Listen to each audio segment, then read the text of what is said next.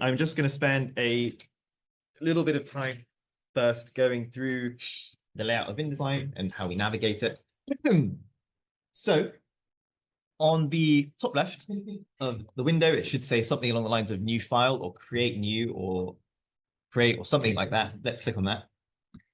And then we get the new document window. If you've used other Adobe programs, this will be pretty familiar. We've got some tabs along the top, print, web, and mobile.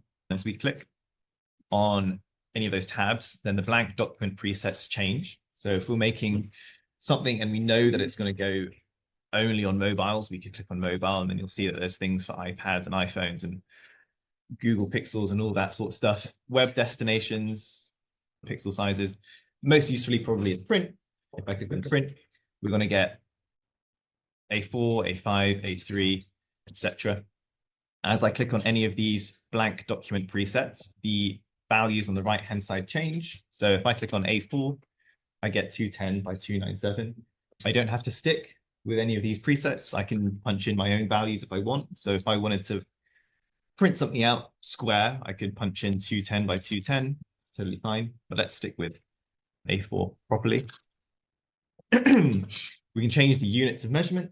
So millimeters, inches, centimeters, points, picus, which are digital measurements. We can change the orientation of our page, portrait to landscape. Our screen's a landscape, so let's just work on a landscape sheet of A4 for now. Number of pages, so if we're working on a magazine or a brochure or portfolio, whatever, we can change the number of pages here. But this isn't a commitment. We can add or remove pages after we've already made the document freely.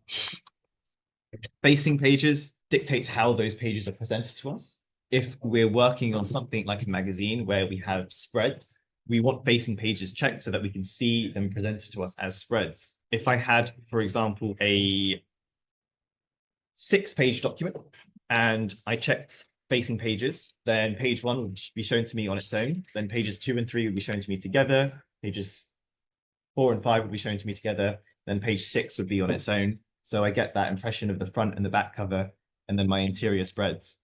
If I'm working on something like a portfolio or a presentation where I just want things to be on their own, then I would uncheck facing pages and I would just get stuff shown to me in presentation format. Again, this can be changed after you've made the document. If we go down a little bit, you'll see that we have columns. If we want to have columns to guide us while we're designing things, and the column gutter is just the space between those columns. We have margins if we want to include margins to guide us as well. Even if we do have margins, we don't have to stick to them. We can put stuff outside the margins. We can put stuff wherever we want. They're just there as a guiding tool. Bleed at the end, pretty important. Bleed is supplementary space outside of your sheet of paper that is used as a safety net when it comes to trimming something down. So, for example, if I was going to design an A4 poster and I wanted something on that A4 poster to bleed off of the edge, then I would design the A4 poster with probably an extra 3 millimeters of space around it. So the actual dimensions of that poster would be A4 plus 3 mils all around.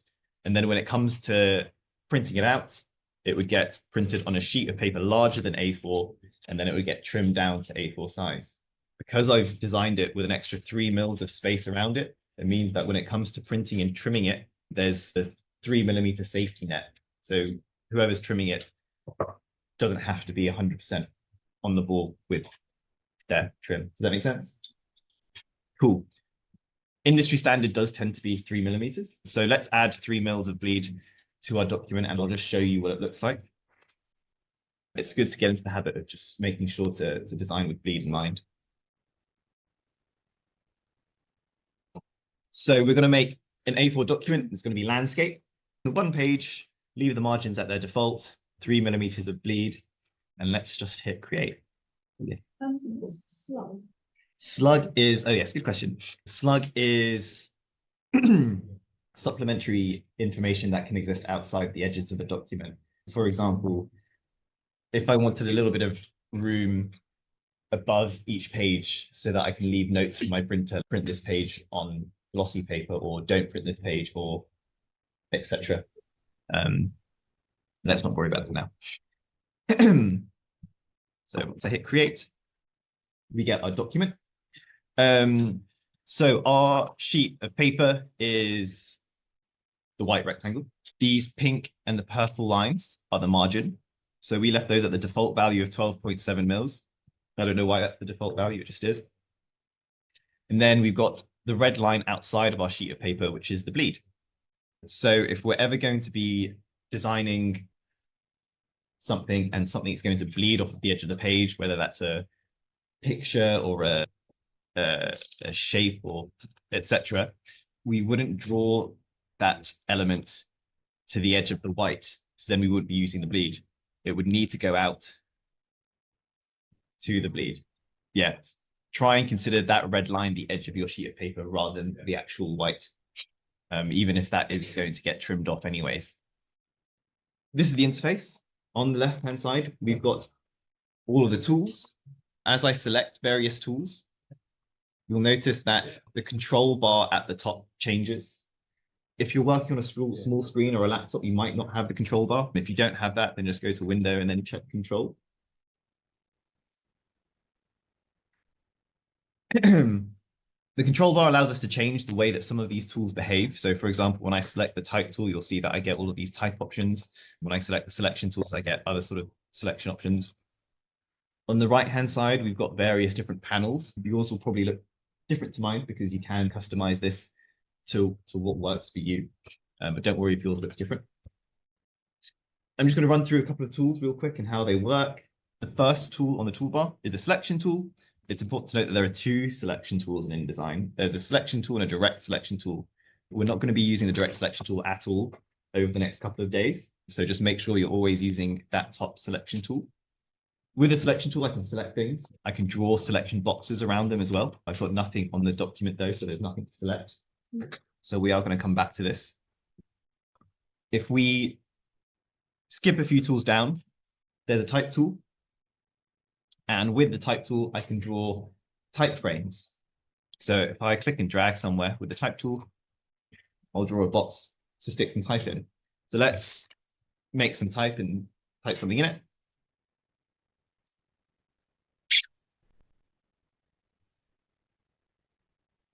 I'm going to click and drag to draw a box. Yeah.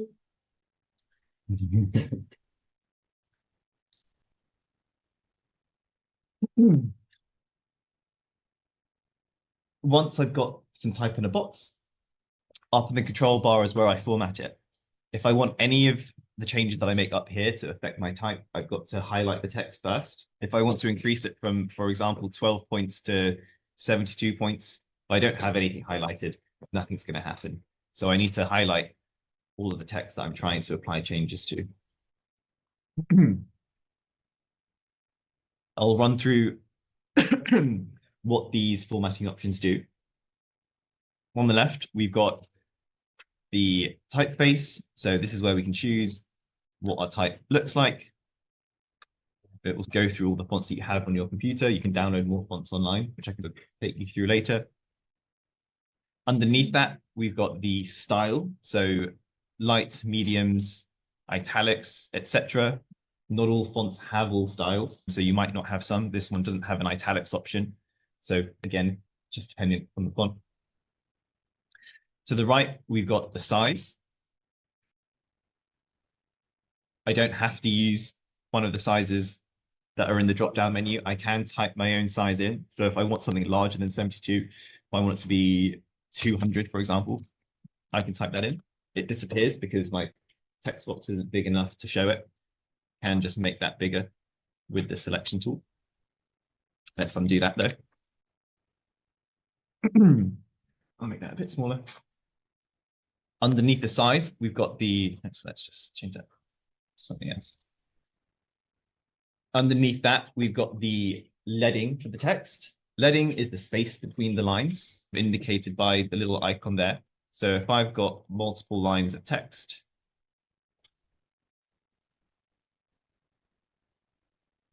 I can change the leading value to increase or decrease the space between the lines. You can also press or hold down up on my keyboard, up or down, to increase that. If I want to return the leading value back to its default, I just choose auto. Adjusting the leading can be a really useful way to make titles feel more punchy. A lot of the time, if you look at posters, you'll see that they have quite tight leading, which just makes it feel a little bit more impactful and a bit stronger.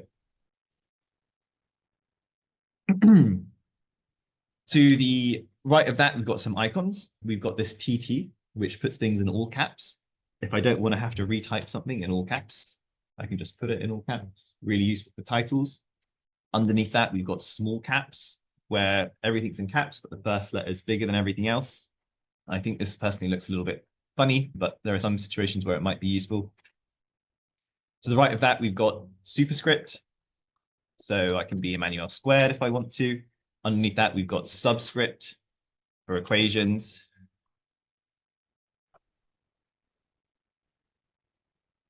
We've then got underlines and strike throughs as well. To the right of that, we've got tracking. So this VA with the arrows going either side is tracking, which is the space between the characters across the whole word. So if I want to bring that in, I can also affect it negatively if I want the text to be closer together. I can set it to 0, back to its default. If I'm working with something that's in all caps, especially if it's also quite bold, increasing the tracking can be quite a good way to make it feel less intense or less shouty. If we just compare that.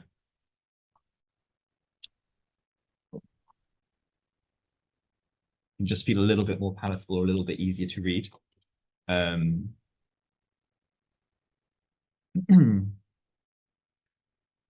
Above that, we've got the kerning, the V/A. Kerning is the space between two specific characters. So if I've got a whole word highlighted, I won't be able to change the kerning because it's looking for just the space between two characters. So if I have my cursor between A and N, I can start to affect the space between those two letters. Yeah. This is a very specific way of adjusting type, but it is quite important because bad kerning can make text look quite funny. If I show you an example of some bad kerning in action, this is unfortunate because it's my old uni, but if we look at this header, you can see that the kerning for the text is completely different. The E and the Y are so close they're touching. The O and the N are closer together than the N and the D. The T and the H are closer together than the F and the R. Just lots of weird things going on here. So yeah, really bizarre. Just to show you what can happen if you kern something badly. Some typefaces are designed quite badly, so you may have to kern them yourself, but broadly speaking, you shouldn't really need to. But just so that you're aware, you can use it for interesting design choices. For example, it gives you the nice example of B and A there. So if you did want to squeeze those together, you can get something that looks interesting. To the right of that, we've got the vertical and the horizontal stretch. This stretches things vertically or horizontally, but generally speaking, you shouldn't be distorting type in this way because it always looks bad. So I'd advise you not to touch these unless you really know what you're doing, just to get that they're there. We've also got baseline shift underneath that.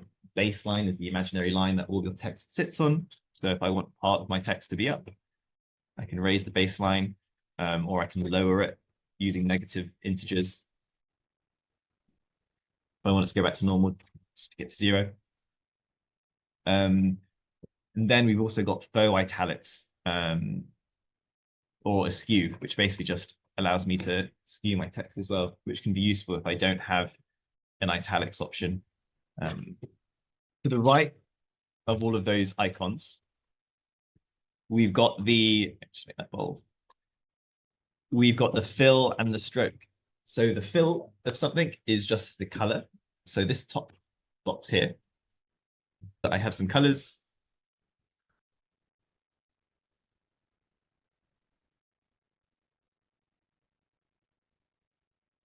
And I also got paper and black. Paper is just white. Registration looks like black, but it's actually all inks printed together. So if you want something to be black, just use black. Don't use registration, otherwise you'll waste your printer's ink.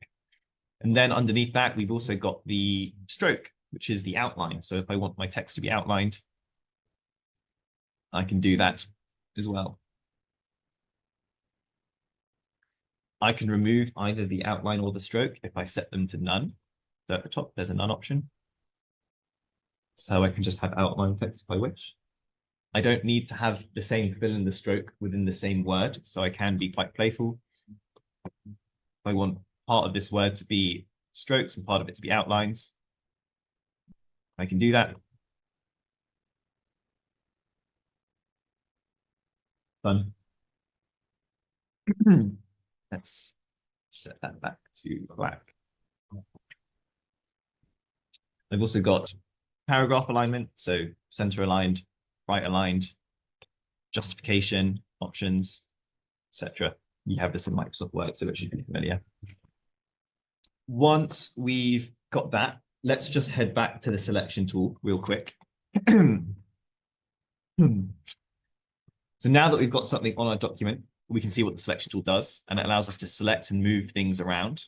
As you can see, there are side and corner squares which allow us to change the size or the scale of something. So I can increase or decrease its size. Like I showed you before, if it's too small to fit the text, it will disappear. But I'll get this little red plus sign, which I'll talk about a little bit later. If I hover the mouse just outside the corners of something, I get these sort of bendy arrows which allow me to rotate something. If I hold down Shift while rotating, I'm locked into 45-degree angles, which makes it really easy to flip something upside down or directly on its side.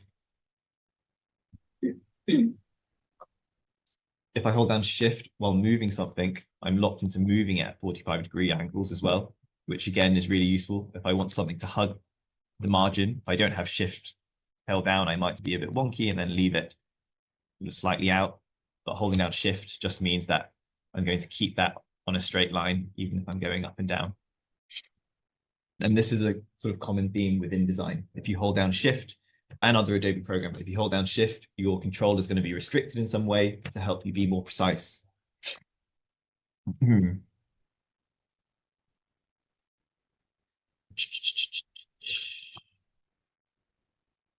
Let's move on to the shape tools. So about halfway down the toolbar, we should have the shape tools. Right now, I've got it set to a rectangle, but if I click and hold, you'll see that there are some other tools in there. There's a rectangle tool, an ellipse tool, and a polygon tool. So if yours doesn't look like a rectangle, you need to click and hold on it. So select the one underneath that. It's not the one with the X in it. Yeah. So we don't want the one with the X in it. It's the shape without an X, the empty shape. We'll come back to the one with an X in a bit. Is that running now, Caroline? Nice. With a rectangle tool, we can draw rectangles. If I click and drag, I'll draw a rectangle. If I hold Shift while drawing a rectangle, I'll be locked into a square. And I can change the color or the fill and the stroke, rather, of the rectangle in the same way that I change the fill and the stroke for text. So up at the top, I've got the fill and I've got the stroke for it as well. It's a bit hard to see the stroke because my rectangle is currently selected, but to the right, there's an option to change the width of the stroke. So where it says 1 point, I can just make that bigger. So that's the rectangle tool. If we move on to the ellipse tool, so click and hold on the rectangle tool, there's an ellipse tool, and this allows us to draw ellipses. If I hold down the Shift key while drawing an ellipse, I'm locked into a perfect circle.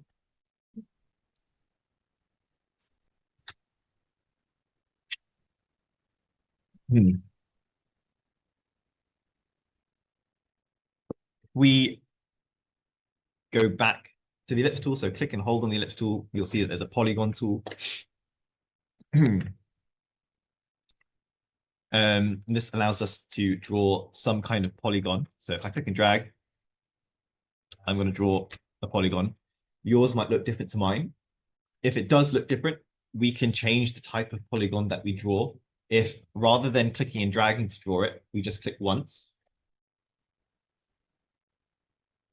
If I just click once, I open up the polygon settings. I can change its width and its height. I can change its number of sides, and I can change its star inset. If I want it to be not starry at all, I would change the star inset to 0. If I wanted it to be a hexagon, I'd put in 6, and then it would draw me a hexagon. And then all the shapes that I draw from then on will be a hexagon. Let's grab the line tool. So that's underneath the type tool. It just looks like a slash. This allows us to draw lines. It's important to note that lines are just made up of strokes, not fills, because there's nothing to fill with a line. If I want to change the color of my line, I need to change its stroke at the top rather than the fill. If I change the fill to something, nothing's going to happen because there is nothing to fill with a line. But again, I can change the width of the line by changing its stroke up at the top. If I hold down the Shift key while drawing a line, I'll be locked into 45-degree angles. There are lots more settings that we can do with the stroke of a line. If we go to the stroke window. So if we go to window at the top and then stroke, and this window menu is super useful. It's where we'll be coming back to quite a bit to bring options back up. So if we go to window and then stroke, you'll see that we have various different options for our line stroke. At the top, we've got its weight, so just another word for its thickness. But actually, maybe I'll just draw a longer line so that this is a bit easier to see. We've got its weight, we've got its cap. So we've got a butt cap, a round cap, projecting cap, just how the line is finished. We've got the join of the line. This is more evident with shapes. So if I just select this shape that I've drawn here, you'll see that the join just affects those corners a little bit.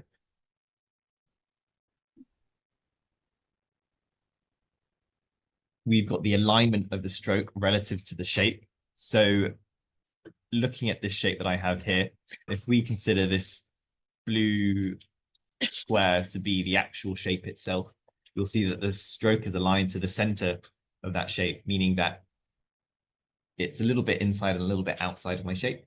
If I want it to be all inside, I can just align it to the inside. If I want it to be all outside, I can align it to the outside. This is very useful. We'll be using this feature quite a bit. If I go back to my line, we've got the type of stroke. I want dashed lines, dotted lines, wavy lines. Very easy to do. We've got start and end points for it. So if I want to put an arrow on one end and a circle on the other, and change the scale of them as well.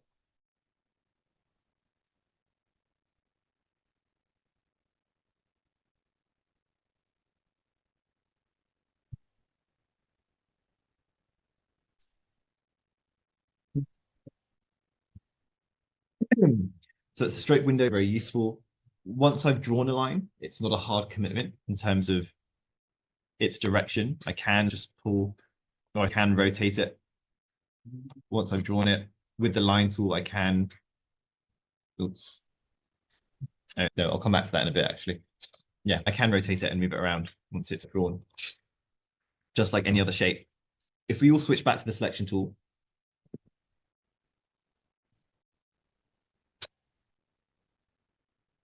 we can delete things if they're selected by just pressing the delete key.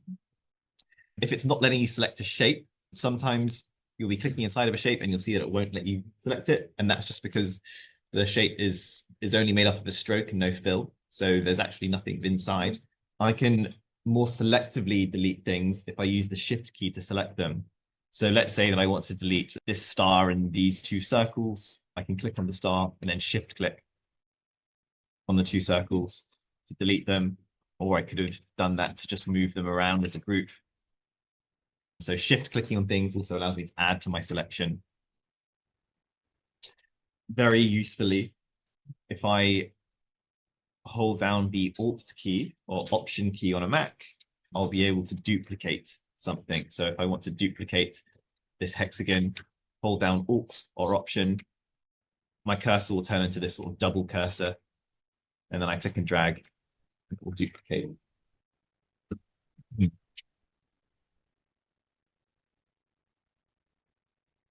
That one, the collection.